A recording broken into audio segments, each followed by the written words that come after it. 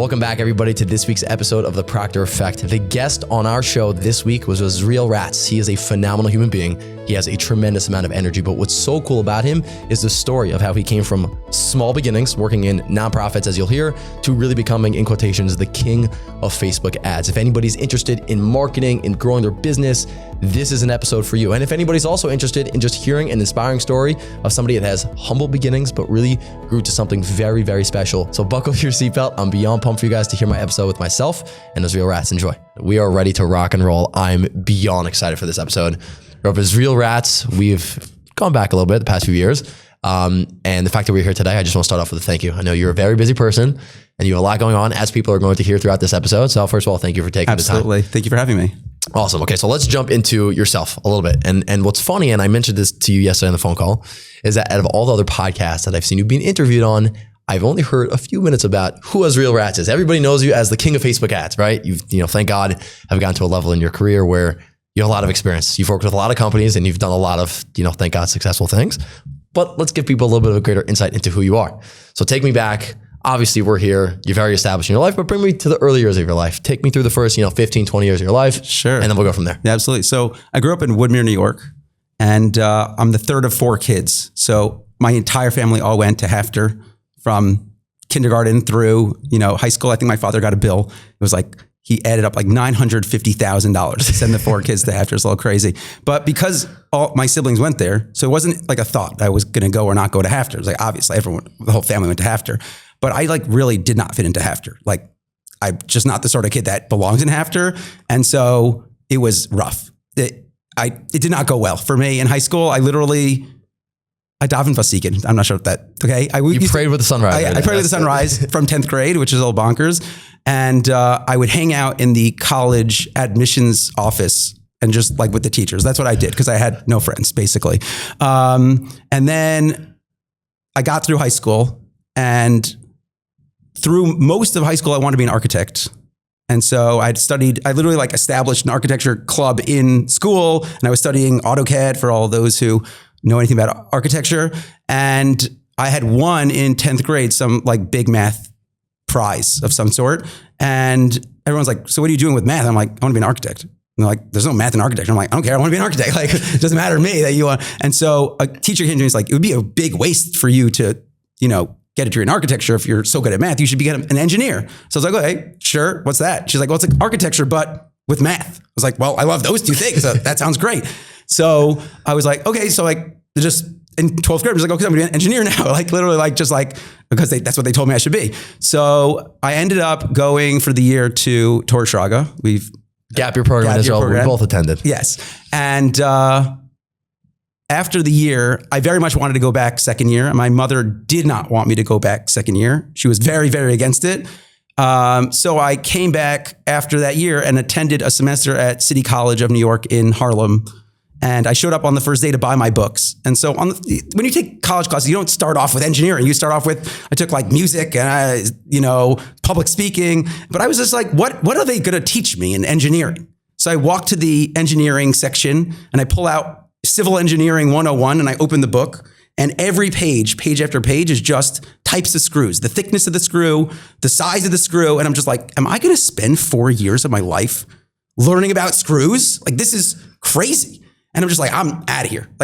I'm not interested. So I finished the semester and I called up the GAP program and I said, I would like to reattend second half of the second year of this program. Can I come? And he's like, who's going to send you? I'm like, I'm just buying a ticket and I'm just staying. And I told my mom, goodbye. She's like, well, you mean this next semester starting? I'm like, I will not be there. I will be in Israel. So I went back second year to Shraga. And in that year, I actually met one of the admissions people from Lander College. I basically figured out I could just do math. I don't know why anyone didn't suggest the math thing that I was good at. Why give me something else to do? And so I ended up going to Landers, finished a degree in math. And then 6 days later, I got back on the plane to go be, a big brother at that very same gap year program. So in that year is really when I realized, you could just hang out with whoever you want in life. when you grow up and you just go to the same school, like from the time you're very young, you're just like, these are the people that are available in life. You know, you don't realize there's like a lot of people, especially when you're from New York. You don't think like, oh, there's like all these other people on earth that you could be friends with. And so when I went there, I'm just like, you could just like meet other people. And then if you like those people, you hang out with them. And that was like a big shift in my mind, because before that I was just like, well, no one wants to hang out with me. There's no one's interested. Right. And it was only when like I went somewhere and I was like, oh, we all actually like care about the same sort of things. Like we want to hang out and talk about like, you know, do similar stuff. Like this is what friendship looks like. And so I just met all, like literally like started meeting people. I was like, wow, this is great. People, you know, like doing the same sort of things, like the crazy guy that wakes up at sunrise, you know, prayer. That's not something you see at After. And so I worked at that post high school program for 2 years. Actually met my wife while I was there, got married and moved to the great city of Beit Shemesh almost immediately after. I actually want to interject there because, you know, there's a few small details I'm curious to hear, you know, what happened. But, you know, as you said, you went to a gap year program in Israel. You came back home to America. You started college and you're like, I'm not doing this. I'm going back, right? So for you growing up, you live in Israel now, as you mentioned. But was that ever a value when you were a kid? Did you ever think in your wildest dreams, like, I would live my life in Israel? So, I mean, I would say the average modern Orthodox kid cares about Israel, right? Like there's programs to plant trees. Like people care about the state of Israel. I think growing up, that's pretty normal. I had only been to Israel 2 or 3 times in my life growing up. So it wasn't like, this is where I want to live, but I definitely knew I didn't want to live in New York, and I didn't really know other places because we didn't like, when you grow up in New York, you go to Florida, you go to Canada to see Niagara Falls, and Pennsylvania because they have a few amusement parks. That's basically like the limit of all the places that you go. Well, it's actually interesting because the one other place, while I had been back between college, like for college in America before I moved here, we actually did a Torah tours. Like basically like there's YU has this program where they send people all over the country, like really all over the world, to go for Jewish holidays to help the communities. Wow. So I had done quite a few programs in Elizabeth, New Jersey. I had a friend who lived there, and he was just like, oh, we're bringing a bunch of guys and girls from, you know, YU and Stern. Come on, it'll be a party. And so I hung out with this guy that I had met in the yeshiva, in the same post-high school seminary. And he told me that he was planning to go to Columbus, Ohio for Shavuos. And he was going to do the same sort of thing. And so we had organized this whole trip. I had picked a bunch of friends, and we were going to drive 10 hours to Columbus, Ohio. It was the first time I'd ever been to Columbus, Ohio. And at the last minute, he canceled. Like the guy who organized the whole thing canceled on me. And I was showing up with my friends to sight unseen a whole bunch of random strangers in Columbus, Ohio for 3 random days in June.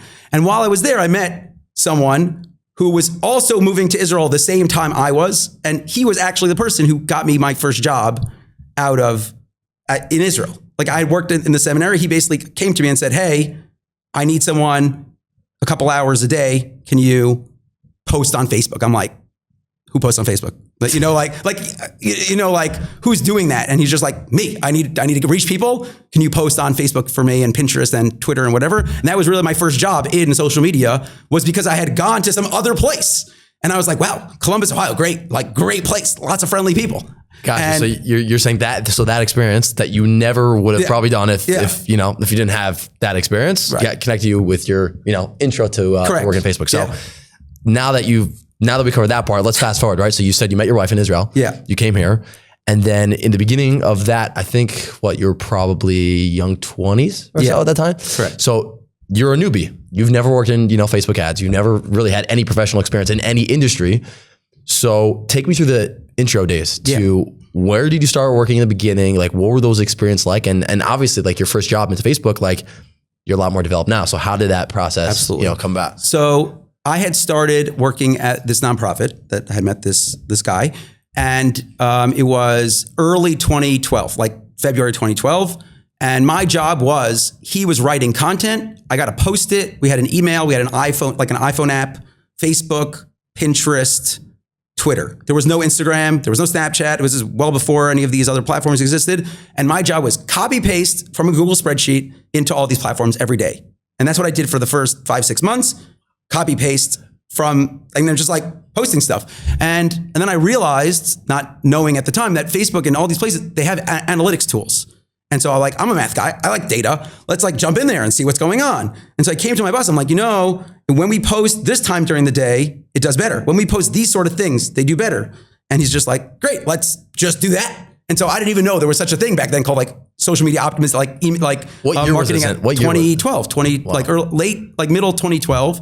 And we ended up building over the next 3.5 years, a team of 15 people. We built an e-commerce store. We built an online publisher. We built an email list with 150,000 people. But then we also worked for other nonprofits who we also built them Facebook pages and email websites and online publishers and like a whole, it was the stack. We came and we built this whole thing 2012, 2013 for businesses like nonprofits that they didn't exist on social media yet, because who gives money on the internet, right? Like back in 2012, people really didn't buy stuff from Facebook and Instagram. So over those years, he came to me and he said, do you think there's anything we could do to make this go faster? Like, it's working so well. We grew this list, to a giant amount. We're making a nice amount of money from these people on the email. Could we do more? And I said, I know. I'm just a math guy. And so he actually looked around. He found this guy who had been doing Google ads since like 2004 or something crazy. And he brought this guy in, and the guy's like, well, I really know Google ads. We're going to do Google ads. There's something, if you're not familiar, there's like a nonprofit stipend. Google gives free money for you to spend. It's like $10,000 of free Google ad spend.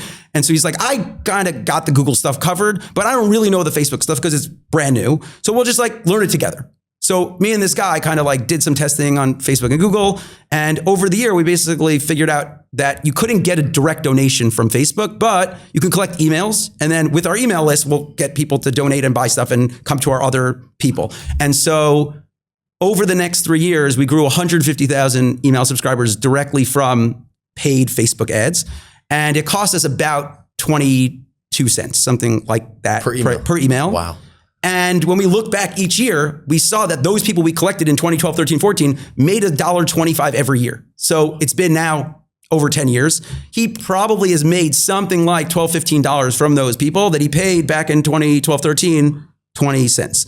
So fast forward that couple of years, and I've been doing this now for not just his business, but all these other nonprofits. And I came to my boss and I said, this thing works really well. When you take this like 1-2 punch, Facebook ads, email marketing, good content, like you do that, you make a lot of money.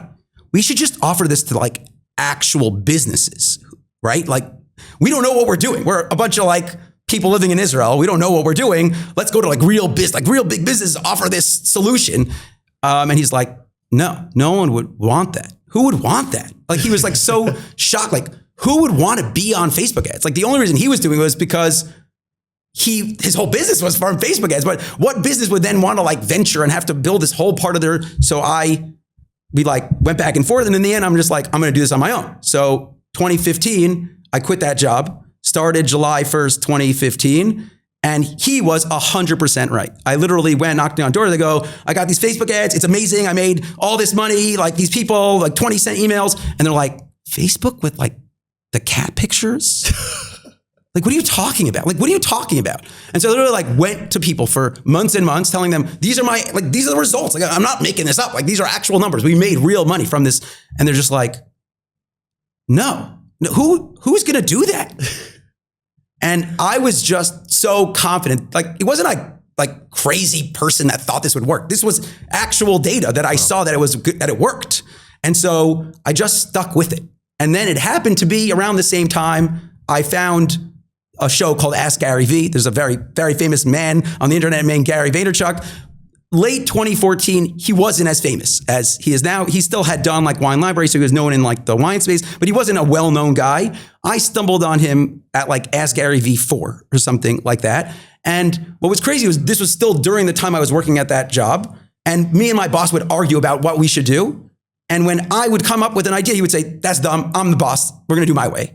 And then I would see this video of Gary Vee saying the same thing that I thought we should do. So I would like present the video and he's like, what is this random dude on the internet? No, like I'm the boss. Like we're gonna do my, so I was just like, okay, so if Gary Vee, this random dude on the internet that claims to be like relatively successful, and at the time he had worked with like Gillette and he works with the Jets, even though he doesn't yet own them, but he like worked with these big giant companies. So if he thinks that I'm right, then I should just do this. And so I basically like followed along. In 2015, I said, well, I need to be on the internet. So let me like write some blog posts. And I don't write, I'm a terrible writer. Like English was my worst, like a class in school. There's a reason I like math is I just don't like writing, but I sat down every day and posted a blog post about social media. And it was literally like 101, how to post on Pinterest and how to, the size of videos on YouTube, and Snapchat just came out. So I was writing these posts. And the reason I did that was because the guy I had learned from on Facebook ads, his name is John Loomer. He still posts today. 95% of the stuff he puts out is just basic 101, the size of the images, how to set up an ad, screenshots from what to click on. And that's how I learned. Like there was no comprehensive, the bully strategy. None of these things existed in 2014. It was just this one guy who had been lucky. He had worked for the MLB. Facebook approached the MLB and said, hey, you want to be the very first people to ever run Facebook ads? And he was sitting in the chair as head of social media. And they basically said like, good luck, figure this out. And so he just, on his way, he was teaching people how to do it. And that's how I learned from him. So I was like, I'll just do something similar to that. I'll post every day. So just to understand, when you started writing blogs, you were learning from other people and then essentially like taking that information and putting it right. Like, how did you have the confidence to say like, I'm like a newbie in this, but at the same time, I'm going to start putting information out there to educate people? So the answer is to your question is that I wasn't really a newbie because I had worked at this nonprofit. We had tested all of these things. This wasn't something that I wasn't one day ahead, right? I wasn't one day ahead. I was working at a company doing these things, testing out ideas. And then from what I had figured out, that's what I was writing on. So, and it is what I suggest. Like if someone literally yesterday, how do I learn Facebook ads? I'm like, get a job, right? You're not going to have a budget to spend $100,000 this month on ads, but some company will. Go get work at an agency for 6 months. They'll train you. They'll pay you. You'll sit there. You'll see what other people are doing. You'll learn from them. That's the best way. Like that's the best way to learn. I wouldn't suggest day one start off like offering $5 Facebook ads on Fiverr to get go and learn from people who know what they're doing. And that's what I did. I sat down at this company. We had a team of a bunch of people who were graphic designers and email content writers and all that stuff. And my job was look at the data and see what's going on there. And then come back to them and say, look, we send the email 3 hours later or earlier or whatever. We send group things we get out of spam, all this stuff. That's how I learned. And so I started writing. This was already 3 years later. This wasn't, I woke up one day and Snapchat, let's figure this guy out. I had worked years, figuring it out. Wow. So essentially once you started blog posting, what kind of happened from there? I assume you probably started getting more confidence to branch on your own. Like take me through that a little bit. So the answer is nothing, absolutely nothing happened. I did 180 days of posting, almost like 5 days a week, every day. Nothing at all. And I'm sitting there going, well, okay, I've been doing this business now a couple of months and I'm not making any money. I probably at that point, let's say end of 2015, started June 2015. By December, maybe I made $1,000, $2,000. This was when you left the company, and you started to pursue your own business. Ratz Pack Media. Ratz Pack Media. There we go. Shout out Ratz Pack Media. I don't have the socks on right now, but you next podcast. Just throw me one of those. Come on, we're rolling in this episode. We're keeping, for those that don't see, Ratz Pack Media. I don't know if you can buy these online, but if they see you at any of the trade shows, you got to find me and you got to ask for the socks. I always have socks at conferences. Love that. So now that, the first few months you made nothing. I'm curious to you, so often we try something in our life, we have an idea, we start to pursue it. And if you don't see anything, it's just so hard to keep going. So what was it for you? You said 180 days. Yeah. How did you keep going and not making any money? So I showed up so confident that this was the thing. Everyone thought that the fact that everyone thought I was crazy and I had these amazing, imagine you were day 7 of Bitcoin, right? You're just this is such an obvious thing. This is very clear that it solves all the problems you've ever had about the internet money. And this is going to be the thing, right? And so those there's this joke about this guy who paid 100,000 Bitcoin for a pie pizza. Uh-huh.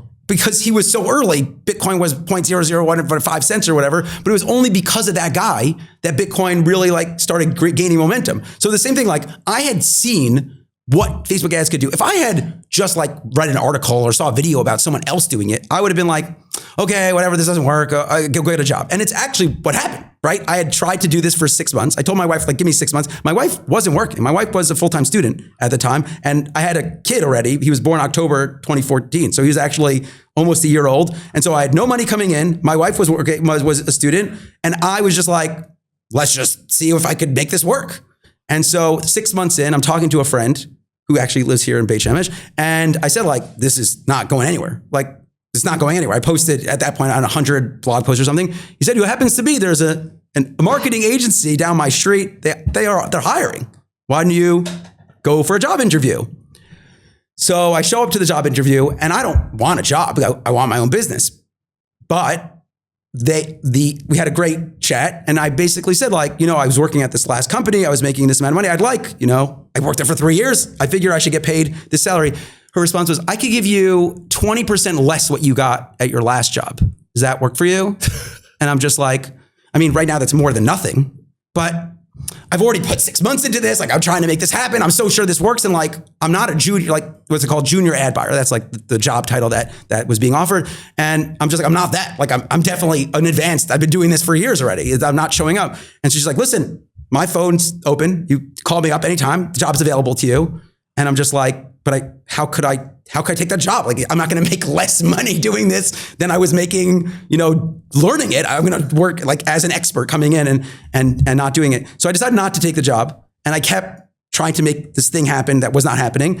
End of 2016, Gary Vee went on this whole rant in one of these Ask Gary Vee episodes about video marketing. And so at the time I had done, these blog posts. They didn't really get anywhere at all. And I was just like, let me just try to do videos. Just see what happens. So I paid this guy who lived down the street from me. I paid him like $1,500 a month. I showed up with 5 shirts to his house. He took a bed sheet and he hung it over like a railing. And we recorded 5 videos every week on Tuesday where he would then edit it. And I was paying him more than I was making every month for 6 months. And so I showed up and I started these videos and I posted 5 days a week, every day for months.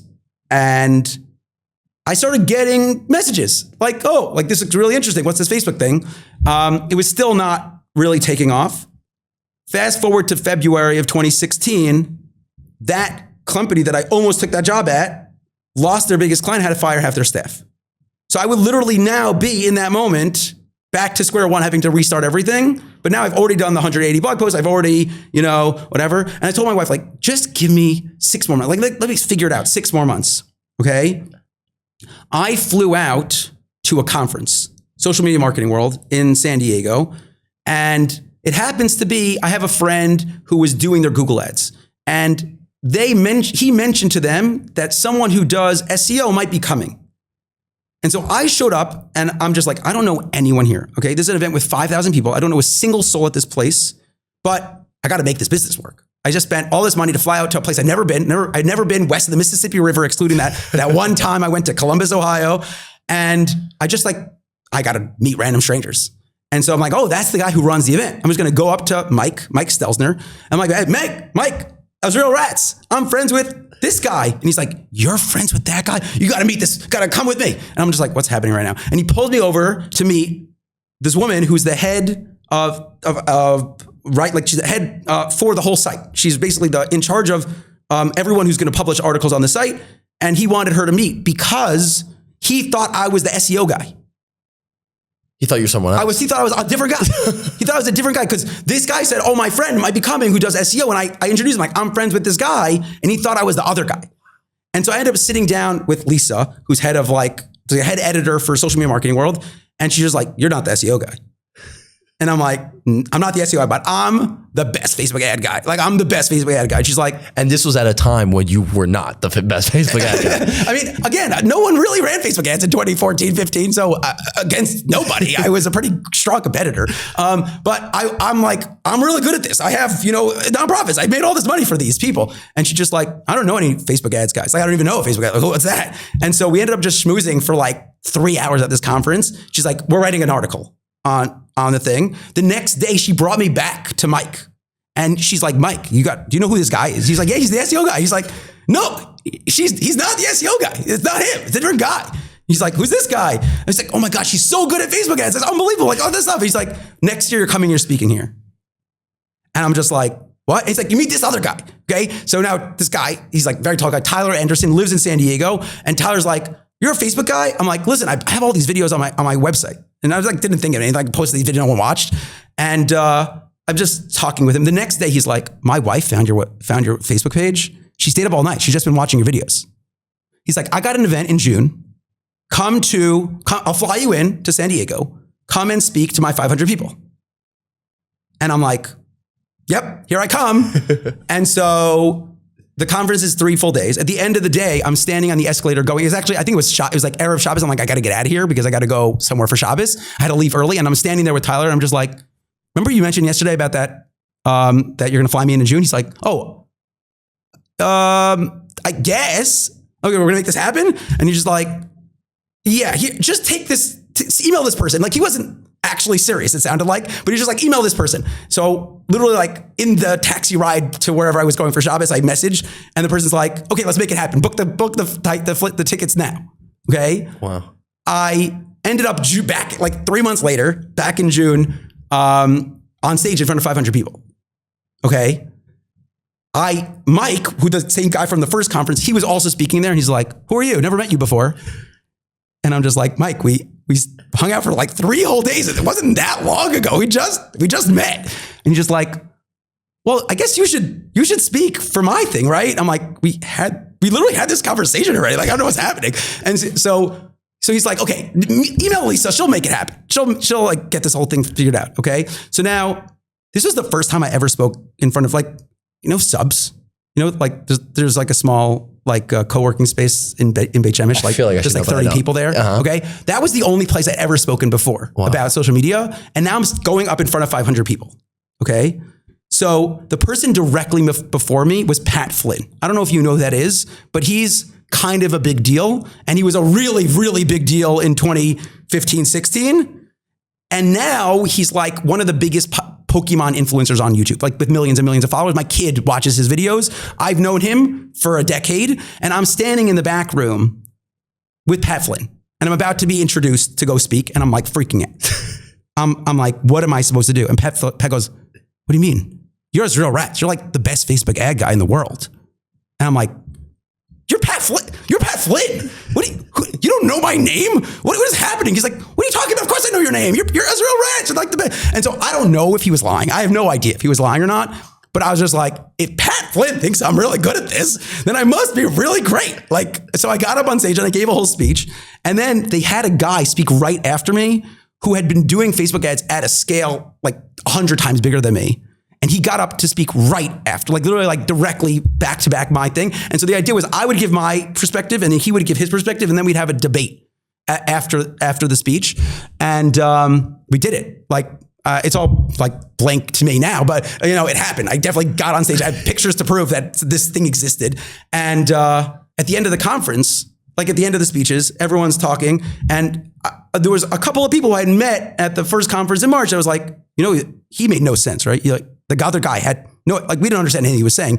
Yours was like way better. Like if we had to choose between like random dude who has no experience and this guy who's like, I think he told me he had done $1 billion in ad spend on Facebook at the time when I had met him in 2014 or something, 2016. So I'm just like, yeah, because I do it. He has an agency. Like I do the work. He like runs the people. So we're kind of like talking afterwards.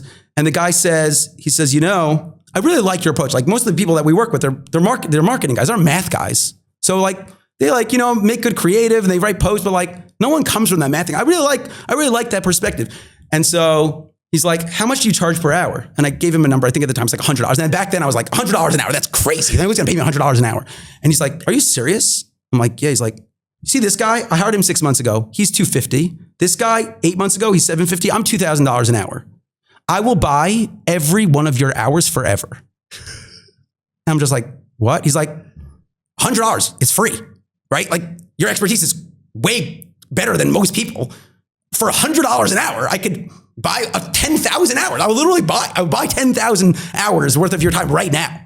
And I'm just like, what's happening right now? Like, I don't know what's happening. And he's just like, well, you're better than all these other people, right? He's like, but I just want to give you one piece of advice. Never say publicly how much money you've spent on Facebook ads, because when you compare it to these much bigger brands, like Nike spends $5 million a year, okay? So when you're like $5 million a year, probably more now, but like this was 10 years ago, I think it's $5 million a month now. Probably, I think something like that.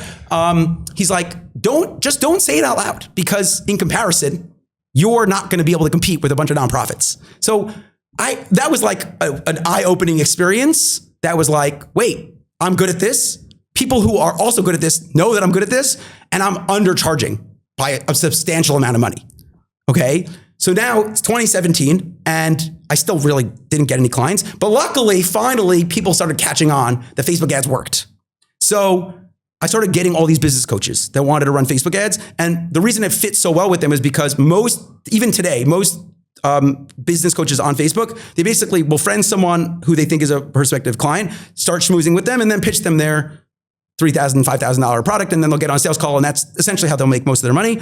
And they're just like, I just can't find all the people. It's for me to actually go and find each individual person just takes too long. Can I just hurry this up with Facebook ads? And I'm just like, yeah, actually, back then there was a very interesting like Facebook ads hack. So you know what a Facebook page is? I think everyone knows what a Facebook page is. So there used to be a targeting option, friends of people that like the page. And the idea behind it was kind of before like what exists now, the lookalike audience.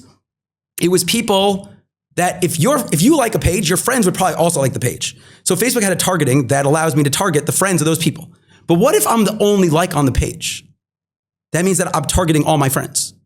So now for a random person with 300 friends on Facebook, that's not going to mean anything. But for a business coach who spends years specifically choosing who to connect with on Facebook, they've curated a list of 5,000 potential customers for their list. And I'm just like, we literally could target every one of your friends. So you just continue doing what you're doing, connect with people, do the schmooze, whatever, and then we'll show up in ads targeting your friends with ads. And we were getting 10 times return on ad spend back in 2017. Like literally, like I worked with this one woman, we spent $70,000, turned into $700,000. And that was your first like bigger. Yeah, wow. Yeah. And then they just all started coming to do this, like literally copy paste the same thing over and over again. Business coach, you get the friends, I target the friends on the thing, you get them on the sales call, you sell them, great, amazing. And I'm literally doing it right now for a client. It just started like a week ago, same exact thing. He has 200,000 followers between Facebook and Instagram. We're running the exact same ads. It's a little different because you can't target friends, but it's his friend. Like people that follow his Instagram are targetable. We're targeting those people. They book calls, and he's doing the same, like 7, 8, 9 times return on ad spend right now. And this same strategy that was working 2017, 2018. Well, I'm actually going to cut you off there because I think it's an important thing to touch on is that, as you're describing from everything you went through, like you got into Facebook early, before everybody necessarily knew about it. And social media has evolved into so many other platforms. Facebook happens to buy a lot of them, so they're really all connected. But from when you started to now, like obviously in this situation with this coach, you're replicating certain things that you did before and it's working. Right. But how much has the industry changed in terms of what you have to do? And is it harder or easier now to be successful in it? So the industry's changed in that there's a lot more players. So there was no Instagram in 2015, 2014. There didn't exist. Today, there's Snapchat, there's Pinterest, TikTok, Facebook, Instagram. But then there's all these other platforms now. There's like Asia has dozens of these platforms that I don't really know much about. Organically, that doesn't change much for United States, right? Like at the end of the day, there's these 5 or 6 main competitors. I forgot LinkedIn. I'm not sure how LinkedIn's a pretty big deal. I always imagined that my run at Facebook would be a couple of years. I thought some competitor would come along and beat them to what they're doing, because how hard could this be? Like how hard you got all this social data, these people, target them with ads, show them relevant ads at the right time, and get them to buy. So I was like relatively confident LinkedIn would take over, Snapchat would take over, TikTok would take over. And they pivoted in some way that made them not really competitors against Facebook. And that's why so organically I spend a lot of time on these other platforms just because I need to know what's going on. But still today, I still believe Facebook is the prime mover of like actual money brought in from the platform than other social platforms. I think Google competes, meaning their ad spend, like you look, there's like a data chart from, they started like in 2005 comparing Facebook and Google ad spend. And Google at the time had controlled like 90% of all ad spend on the internet. And now they split, like they basically together are 90%. They're like literally 50-50, and every quarter it's a little bit different. So I think Google drives a lot of sales, and that's Google, YouTube. Facebook is up there, is either one or two. The other competitors just simply can't compete. Like LinkedIn, I think, has 500 million users or something.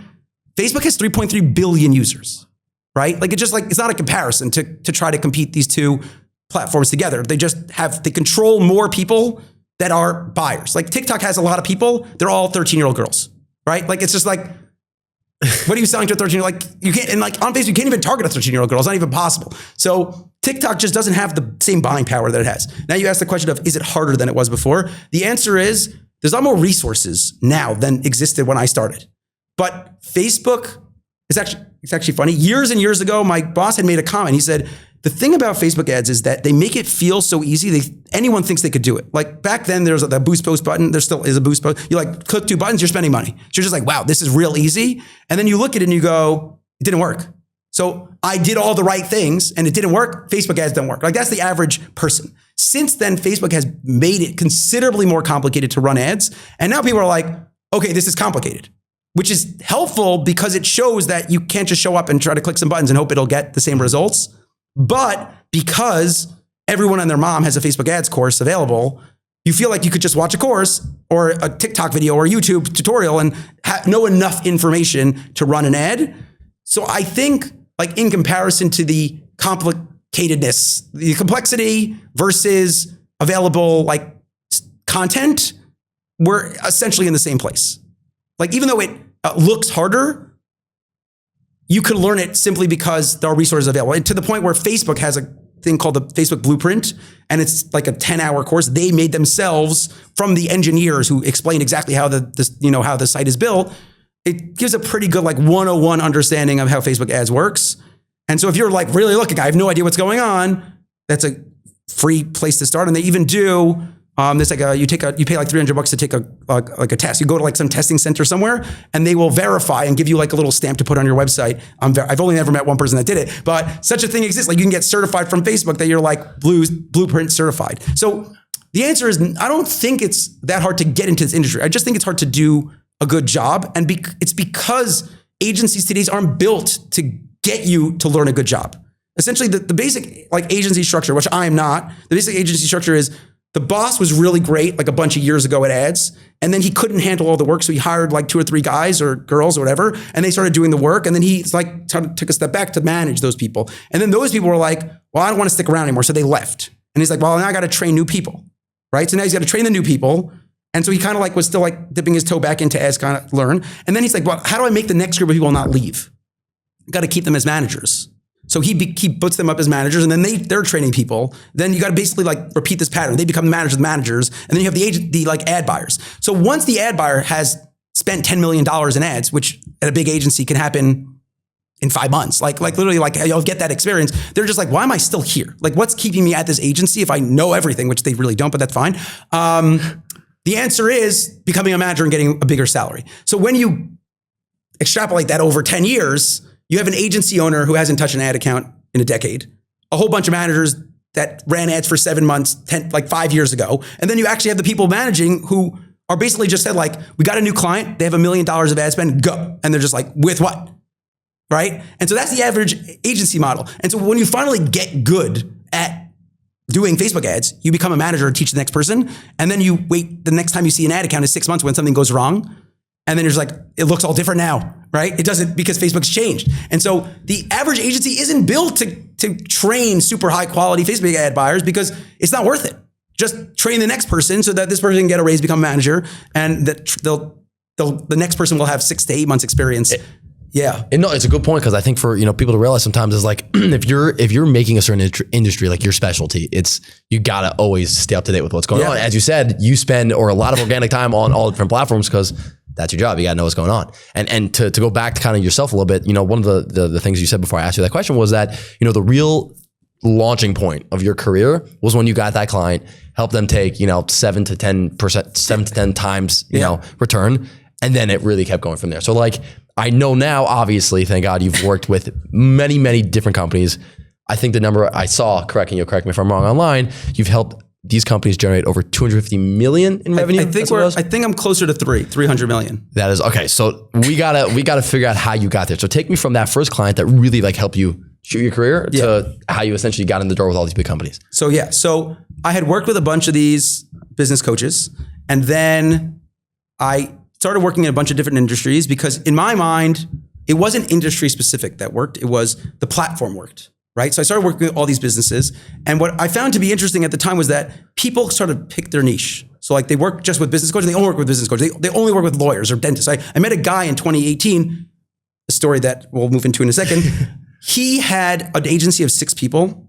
Their only thing they did was dentists. They were like, we are the experts in dentists for Google Ads. We have 5,000 dentists. I manage it all with a team of like 5 or 6 people. And I could literally, he's like, if I could be presented 100 dentists today, they'll have the ads up in 48 hours and they'll be running because I know exactly I know what I have to do. I know the ads, I know the targeting, I know everything, know all the long-term keyword, like whatever, long tail keywords. And so he just like figured out his niche and he stuck to it. Great, like amazing. He'll be filthy rich and it's, gesundheit to that guy. So that's what happened to a lot of people. But for me, it was never about like the one niche. It was about the opportunity. The average business could take what's working already. They're writing content on email. They're making videos. They're posting whatever. Take that stuff and get it in front of people that don't already know you and make lots of money. Right? So I was just like, I got to meet all the different types of businesses because I just don't know which is I thought business coach would be my thing. Before business coach, I thought online publishers because I had built at the nonprofit, I built an online publisher. So I thought I was going to get a big online publisher. And I actually did work with a couple of them. It never ended up panning out as I wanted, but they still like made $6 million. Like they're fine. So what happened was 2018, I'm invited to speak back at Social Media Marketing World. So this is a year after that event. Mike remembered my name that time, so it's good. And I get up on stage and I speak up, like I spoke in front of like 300-400 people at Social Media Marketing World, and nobody stayed. Like literally, like I was expecting like people to come talk to me after. They're just like, on to the next speech. And it's just like everyone walked out. So I'm just like, okay, so I'm like the speaker of this event. No one cares about me at all. So what am I supposed to do? So it happened to be at like lunchtime. They'd set up tables for lunch and they put on the tables like Twitter, email marketing, SEO, whatever, and YouTube. And there was a table for Facebook ads. So I just like sat down at that table and I'm just like, I'm just going to sit here and see who shows up at lunch. So like 3 or 4 people came and then 10 people came. And then by the end of the day, the entire room's empty and there's 50 people all sitting around me asking me Facebook ad questions. So there were more people there than like were actually listening at my speech that I had given, 2 hours before. And I met a woman there and she's like, I have this e-commerce business selling baby clothes on the internet. And whenever I run ads, the ads do whatever 3 times return on ad spend. But whenever I hand it over to someone, it's a disaster. It does not work. And I'm like, well, I'm the guy. Like, it's gonna be great. We're gonna work together. And she's like, absolutely, we're gonna work together. And so I get her phone number or whatever. And I reach out to her. No, sorry. What happened was the story is that she asked me if I would be on her podcast. So I was like, great, I'll be on her podcast. So like a whole month passes, she never reaches out to be on her podcast. So I just send her a message like, hey, like what's happening with that podcast? And she's like, oh yeah, I just forgot. You should have messaged me earlier. I would have happily got on the podcast. So then we did the podcast. At the end of the podcast, I'm like, whatever happened with the Facebook ad? She's like, oh, I met a guy the same day as you and I started working with him. I'm like, what? She's like, yeah, well, after the event was over, he like emailed me right after and said, hey, you want to do Facebook ads? And I was like, yeah, I do. Like I literally said, I want to do Facebook ads. And so I was like expecting for her to come to me and say, and so like, oh, you hired someone else. Okay, I guess lost cause here. But I was just like, let's see what happens. I reach out again in 6 weeks. Right? So I reached out again 6 weeks later. She's like, the guy was terrible. I fired him. 3 days later, I'm like, so what were you waiting for? Like, you're just sitting around. She's like, well, I just took it and started doing it on my own. So I started running ads for her September. It was like March to September. All this time I was just like waiting around for the lead to show up on my doorstep, which like a lesson in itself, like One, people forget you exist, okay? Like you met that person, they were really interested at that event. They also met 700 other people that they're also interested in. But if you don't follow up, they just forget that you are there. So you have to follow up, and it's okay to like be slightly a bit annoying because they don't actually know who you are. Like I'm saying, like you met one time for 10 minutes at a conference, you could send 5 emails. It's not gonna hurt anyone. So that's that. So we started in September and we immediately like jumped to a 5 times return. It was like way better than anyone else had done. And I was just like, this is such a different experience than the average business coach model. And the reason is because for a business coach, they have their budget. They can handle their 7, 8, 10 clients. If they're not Tony Robbins, okay? Tony Robbins can have 20,000 clients. Joe Schmo, business coach, he can handle like 7, 10, 12, right? So at a certain point, you just like can't spend more money. So the highs I'd ever spent for such a business was $7, $8, $10,000 a month. It never happened that I, reached that large scale. With this little baby clothing company, I was spending $50,000 a month, $70,000 a month. And I'm just like, this is such a crazy opportunity because in the e-commerce world, you know your margins, you spend the money on ads, you see if you're profitable, and now you're sitting on cash in the bank. Like the money is physically in the bank account. So now what do I do with this? So the answer is you put it back in and you just keep going. You just keep going. So fast forward 3 years, we made $15 million together.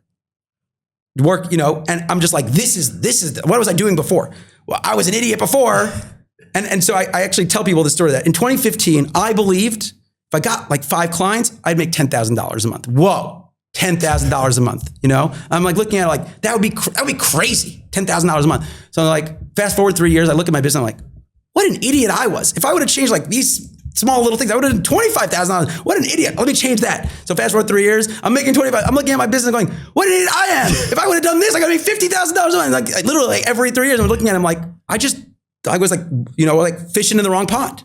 I was just like, and if I just like walk over to this pond readily available right here, then all of a sudden there's all this money to be made that's just like waiting to be made. So, but that's when I found like e-commerce is like this opportunity because versus other businesses where you're just like, I have this budget and this is how much I'm prepared to spend. And that's true for a lot, like dentists, like you can't handle 70,000 clients. It's just not a relevant thing. So you spend your $5,000, $10,000 and then you kind of max out. Same thing with lawyers, same thing with chiropractors. And so I'm just like, I'm going to just not do any of those. I'm just going to focus on these companies that have the opportunity to scale. So in 2020, this is the 3rd year speaking at this event, I met, now I've been to this event 4 years. I know all these people. And so I met through a series of people, a very, very large e-commerce brand that was doing $10 million a year.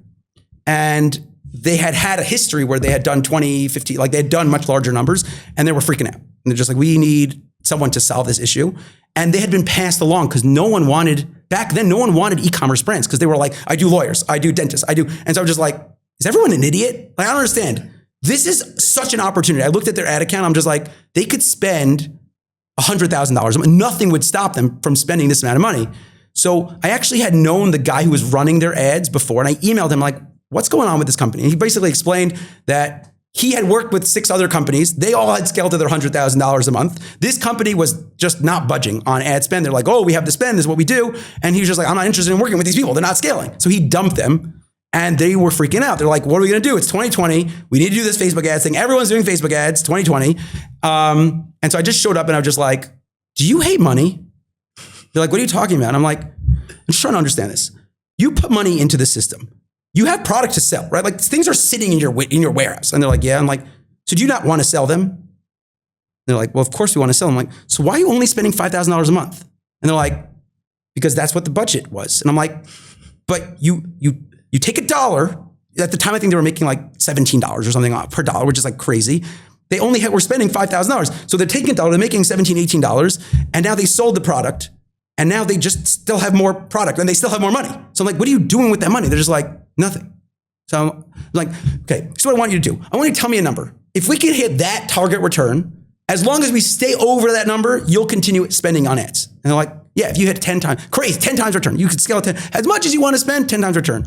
3 months later, we're spending $350,000. A month. A month. Yeah, because literally this guy couldn't convince them for the life of him to increase their ad spend. Because when they asked him, he said, we should spend more money. They said, where? And he said, to this. It's getting 20 times return. Like, what are you doing? But I just sat them down and I just said, like, this opportunity is absurd. You're literally sitting on a gold mine. Like, imagine you have a vending machine, okay? You put $1 in, it gives you 5. So you're just like, I'm done for the day. I've got my $5. No, I would go to the bank and get 100,000 $1 bills, right? And then how many more $1 bill can I get? Like how many more can I get? So 4 years together, we did 21 million the first year, 33 million the second year, 35 million the third year.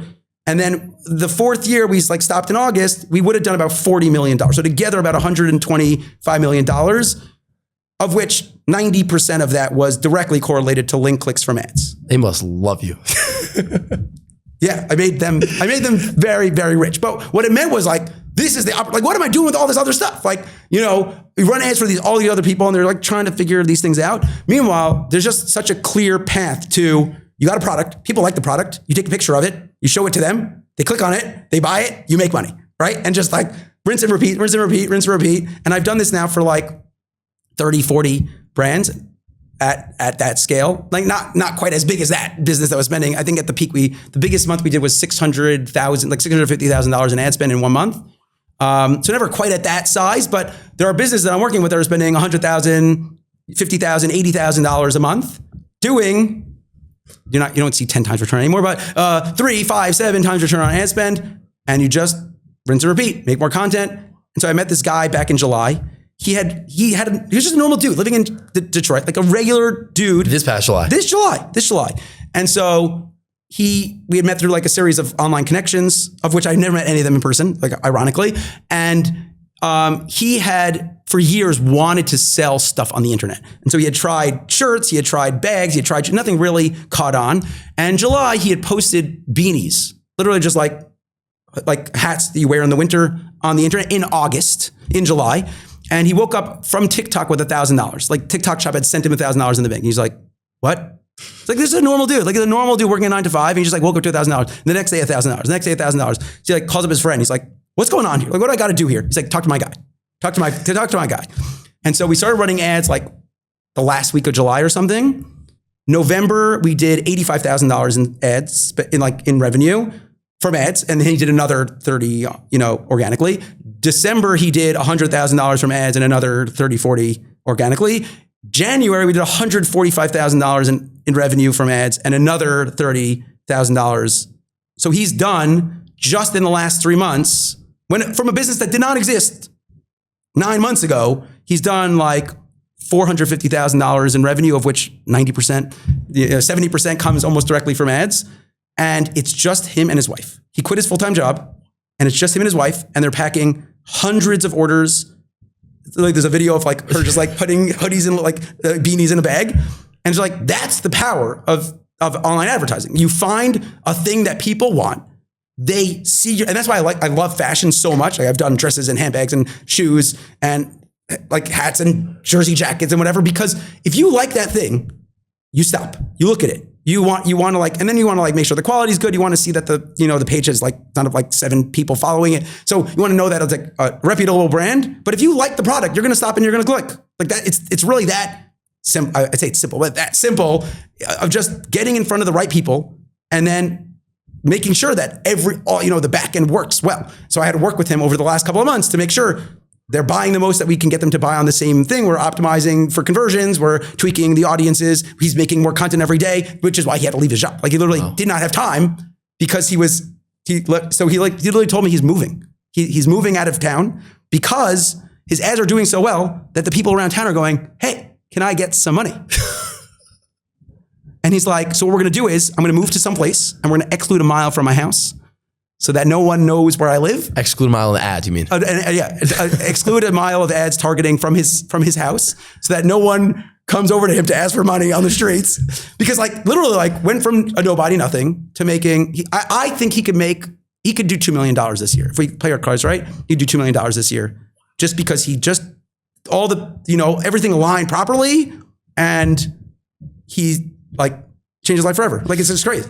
Gotcha. First of all, I think that it's phenomenal that like the thing I love about that story, it's not like you're telling me a story that happened in 2019. Right. Like this literally happened now, you know, and we're in February as we're filming this episode and this has happened to your client. And the follow-up I have is I think what people could learn from you, and I know we were speaking about this before we got on the podcast, which is the exposure that you've had with like really big brands. And I saw another interview of you somewhere, I forgot where it was. And you said like, Tell me a brand, tell me a company. I've worked with them probably, right? Whether it's airlines, fashion, this, whatever. Industry. That's what it was. But I think advice that you could give to people of what I found so interesting when we had that conversation a few days ago was that you invest so much into yourself. For example, I know you just got back from Dubai from an event there, and you travel around throughout the world and you pay a lot of money to get into these places sometimes because you know what it could give you. So talk about a little bit of those experiences of how you've realized, just like your clients invest into themselves to get that for you as well. So I'm a math guy. It's a math equation. Really, at the end of the day, any decision that you make is a math decision. So 2017, 18, we talked about all these marketing events that I went to. And what I realized was, I had a theory back in 2017, 18 that if I just met every marketer on earth and I showed them I'm the best Facebook ad buyer, when they met a client that needed Facebook ads, they'd come to me. That was the theory. The problem was that it wasn't true. The thesis was incorrect because they don't really want to send clients to someone else, right? At the end of the day, they just don't want to. So maybe 3 people actually sent me clients from all of those people. And so it's just like, if I could meet the right person, who would it be? And the answer is either the person who runs and operates the e-commerce business or the head of marketing for that business. That's it.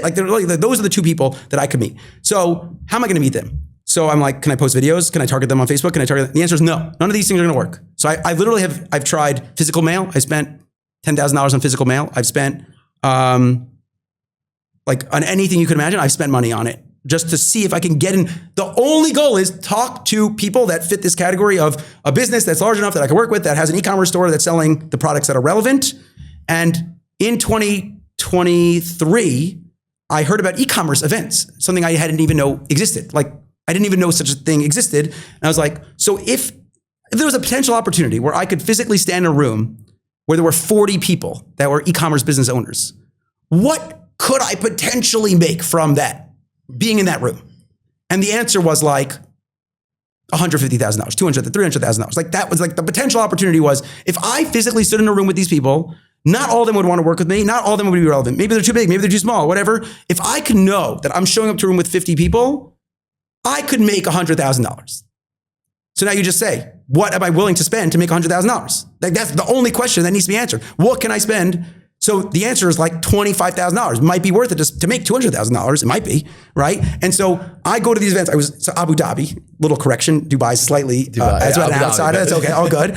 You should visit. It's very beautiful there.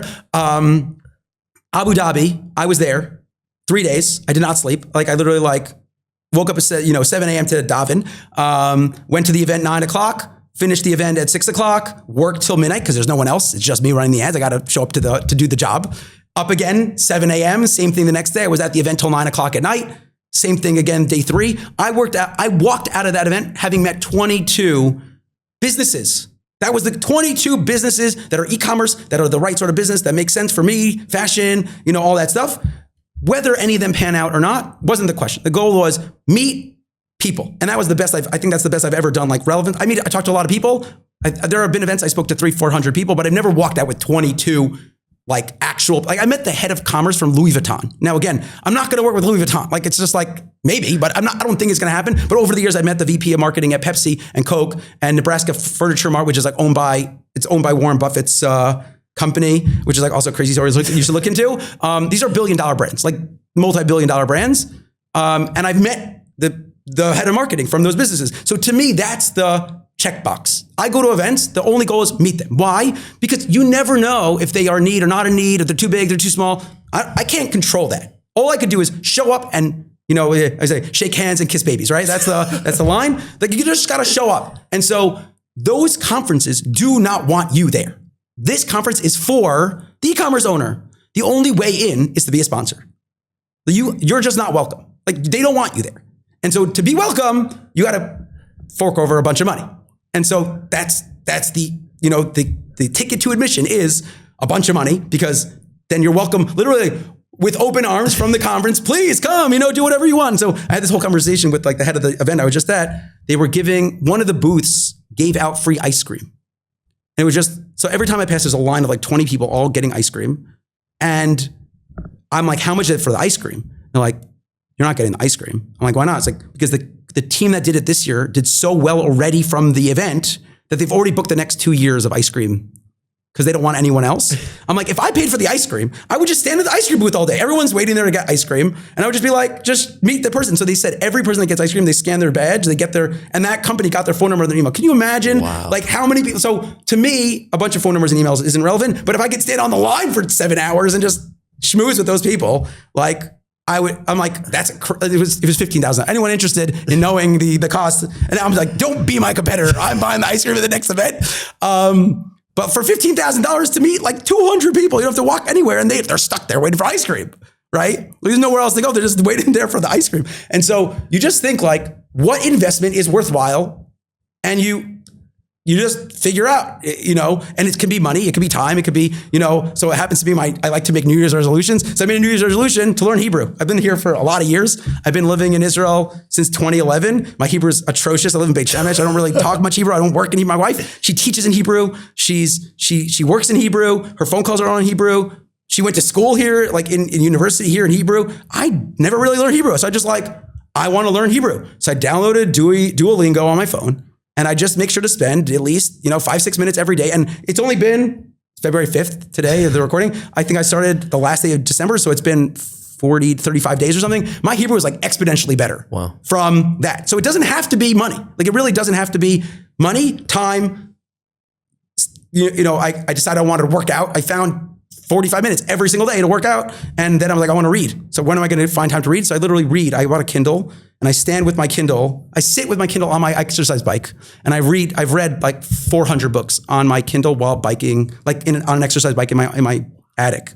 Because if you want to find time, like if this is the thing that's important to you, you want to learn new stuff. You want to invest in your business. You want to there's something you want to do in life. You got to figure out what the investment, what's the mathematical worthwhile investment to do to that, for that thing, and then make the time, spend the money. That's it. It's not, you're not magically going to get better. Like no one sat for an hour. Like, they have these 3-day fast. Like there's a company I'm at, they do 40-day fasts. You go to their thing, you live there for 40 days and you only drink water for 40 days. And they're like, but you can't just show up having never fasted. You can't run a marathon tomorrow. You never trained for a marathon, right? And so if you want to get better, you have to do those things. You have to make that investment so that in a year from now, you look back and you're like, wow, it's really great. I spent 5 minutes, playing a silly game on my phone with a green bird. What I think is so amazing about yourself that people could really learn from you is, as you just said, it's the numbers game. It's you realize you have an opportunity.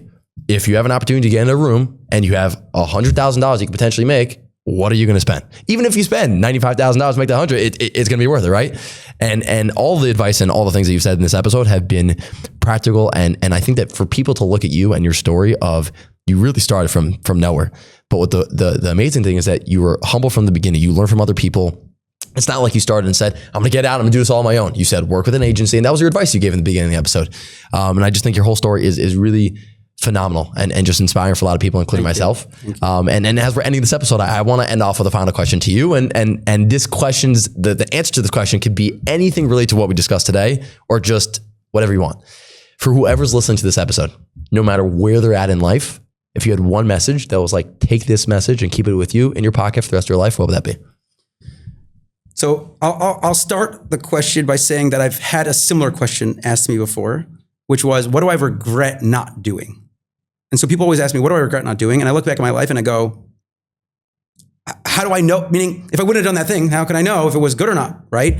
But what I learned from that question is that if you had a choice and I could do one of these two things, and then I push off making the choice, and I look back 6 months later and I'm like, I didn't even make a choice. I didn't even choose. I didn't choose either of those options because I didn't take an action. You look back and go what could I have accomplished in those 6 months, right? So the story I told at the very beginning, when in that moment it was September 2015, I had made $0. I've been working at this business, for months and nothing was happening. And then I fast forward to February, where it was my first $10,000 month. If I would have been working at that job, I would have been 6 months behind because I would have had to start all over again. And so I say my biggest regret, if you will, was when I knew I wanted to leave my job and I came to my boss and I said, hey, what about this Facebook ads thing for real businesses? And his response was, that's dumb. No one would want that. I wish I started then. Why did I wait the 6-7 months? The same thing happened again. We were talking about the story about the lady with the baby clothing.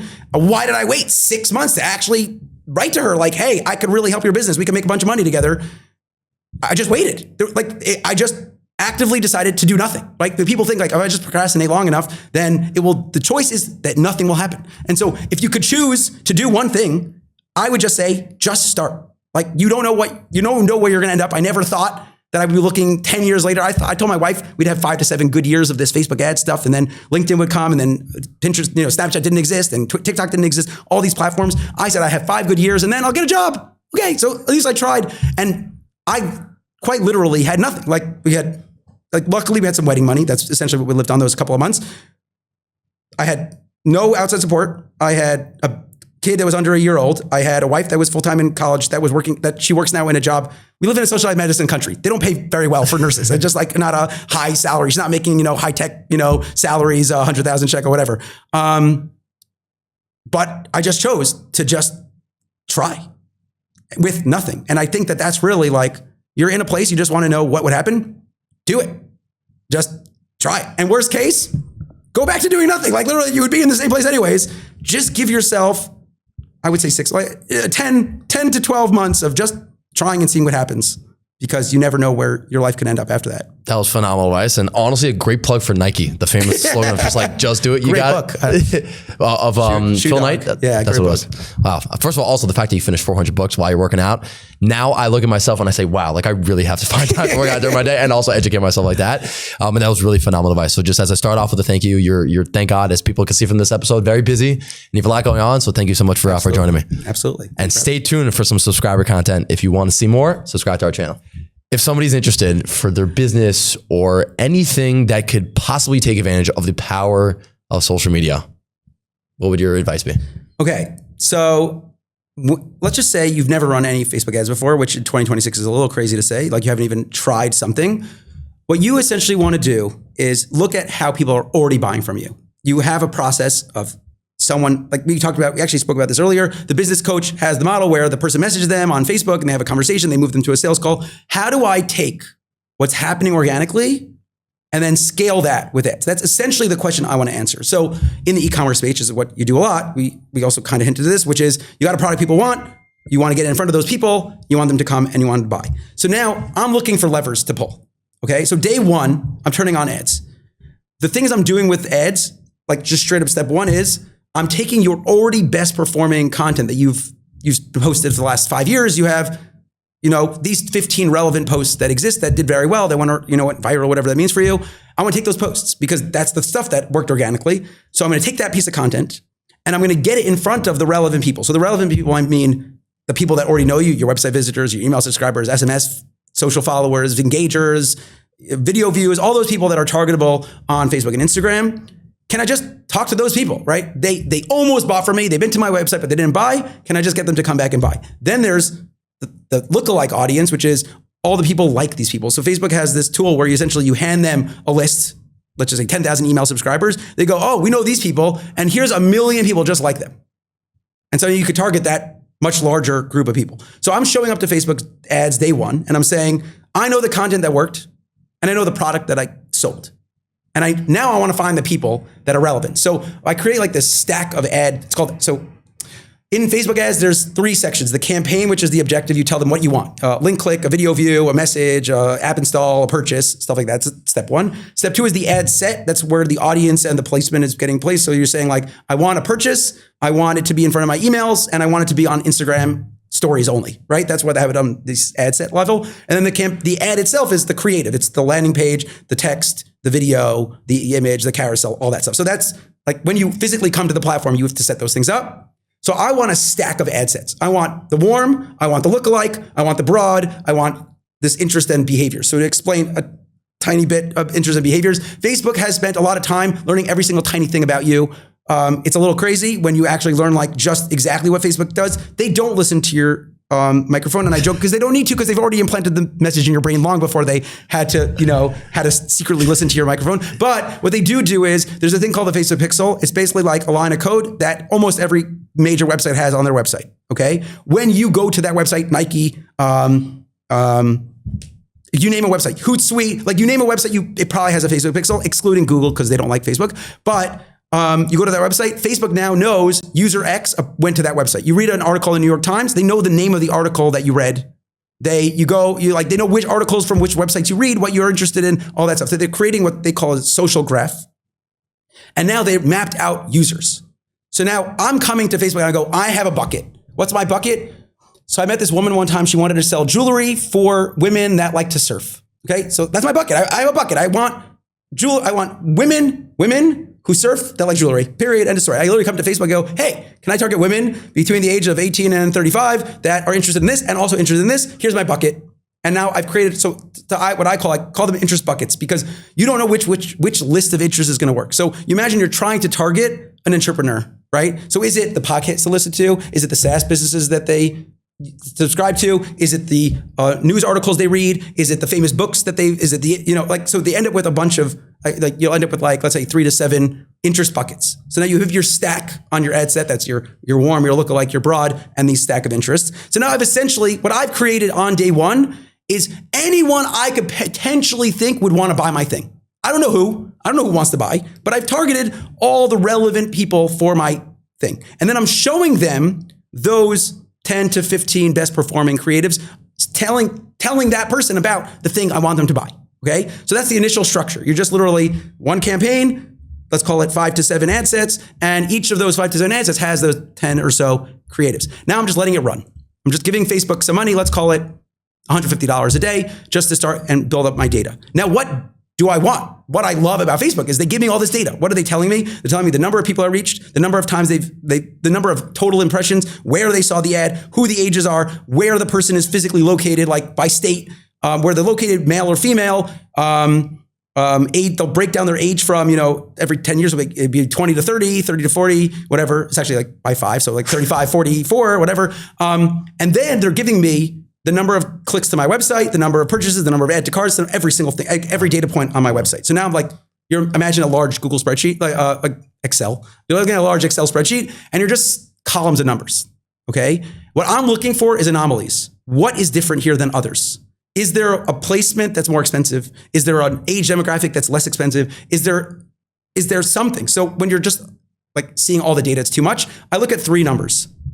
First number is called CPM, which stands for cost per milla, which is 1,000. That's, I think it's Latin, I don't know. And that's the term for cost per impression, the 1,000 impressions. So I want to know, what is it actually physically costing me out of pocket on Facebook to reach 1,000 users? And that's a number I'm going to see, but I'm not just going to see it for the campaign. I'm going to see it for every targeting audience and every ad for every audience. I literally know ad 1 for group 2 has a cheaper CPM, whatever. Okay. So I have all this data. That's number 1. Number 2 is CTR, which is click-through rate.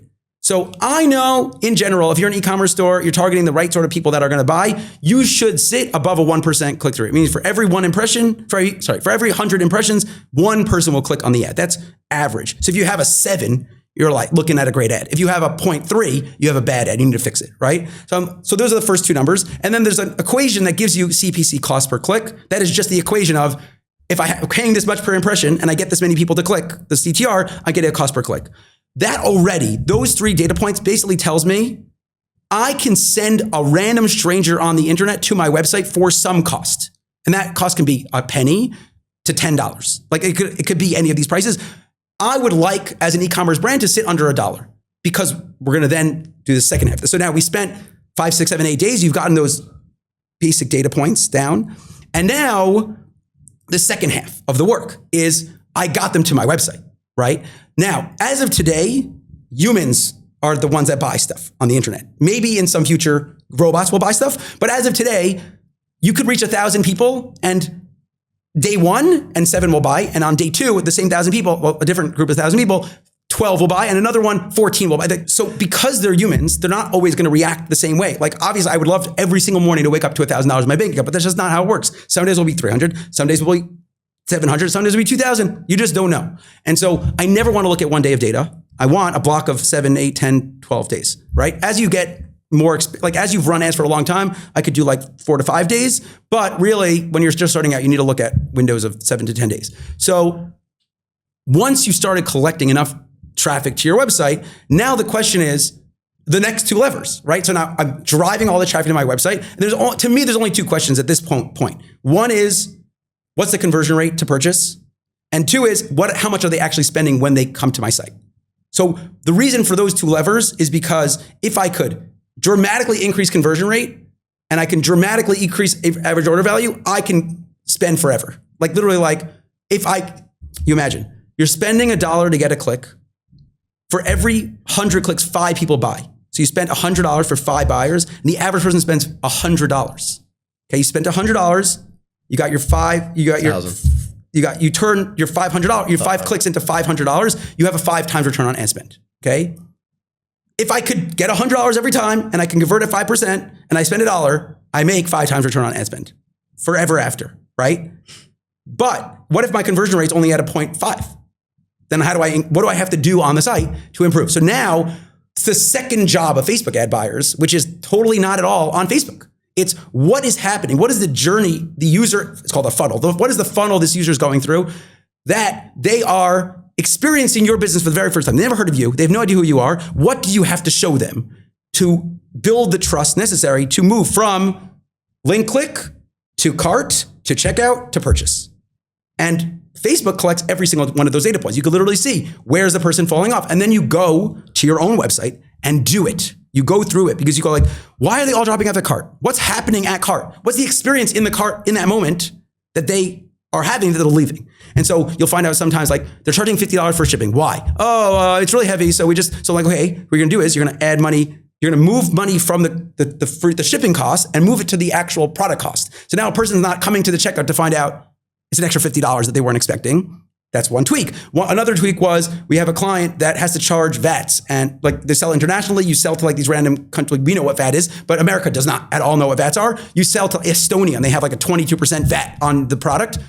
They're coming to the site and going like, wait, I thought it was $100. It's actually $122. What? Like, I don't want to spend. And so you want to live that experience. So I literally will go through the checkout to just experience what the average user's going through. And what can I tweak and twist and turn and whatever to increase conversion rate. But then the second thing is average order value. So we talked about the hats guy. Okay. So that hat guy, he was only ever selling one at a time. He's selling $50 hats, $10 shipping, $60 average order value. That was his average order value. And I said, listen, great, amazing. You can't scale with Facebook ads at $60. It's not possible. We need to increase average order value. What we're going to do is we're going to get to, I would like to get to 100. It's not going to happen, but let's get to 100. So I look at his website. On the top, across the top, it says free shipping at $100. I said, how many people have bought $100 worth of product? He said, 0 people.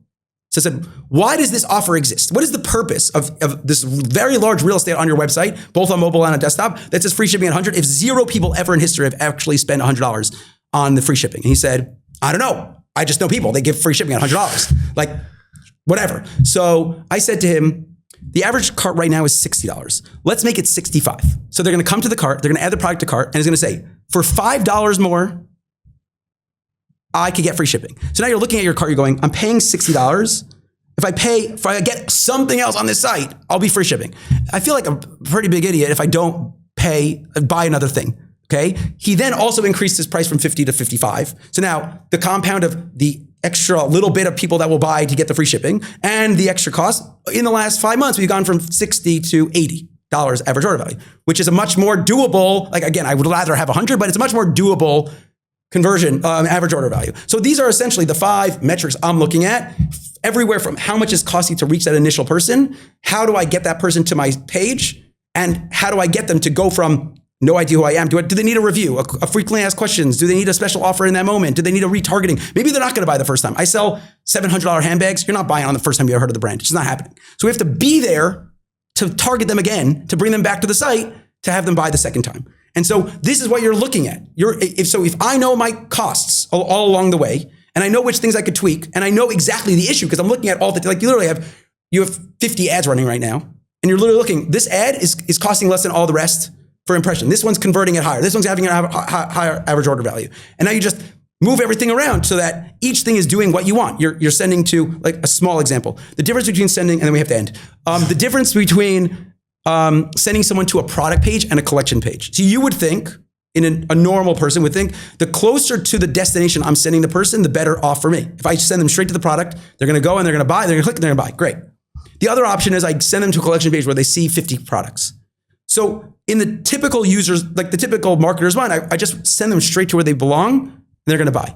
And that was the advice for a long time. The problem is that when you sell products that are like $20 to $60, the person comes to the site and it's a yes or no. Am I buying this? Yes or no? Goodbye, right? So if they bought, great. If they didn't buy, not great.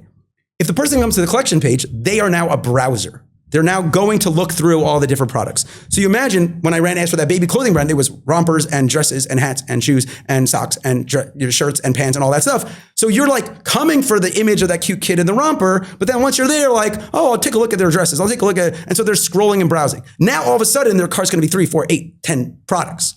So it might be that the conversion rate is a little bit lower, but they're spending 6 or 7 times more on that. So like these are the little tweaks and optimizations that you could make as a business. And all it took was 5 numbers: the cost per impression, the cost per click, the click-through rate, the average order value, and the conversion rate. Just from those 5 numbers, I could look at a business and go, there's a potential opportunity for ads. In the first 10 days, I already know if you could be profitable. By day 21, you might already be profitable. And then it's just how much money can you get from the bank to keep putting in the vending machine. Best analogy. And if people want to learn more about Ratz Pack Media, we'll put the link in the description. Amazing. Azriel. It's great to be here. Absolutely. I'm going to go next meeting. You go do it. We'll see you soon. Thank you guys so much for watching this week's episode with Azriel. Next week is going to be very, very special. And if you want to see more about what's going on our show, check out themorledge.com. Subscribe over there. We'll see you guys next week. Enjoy.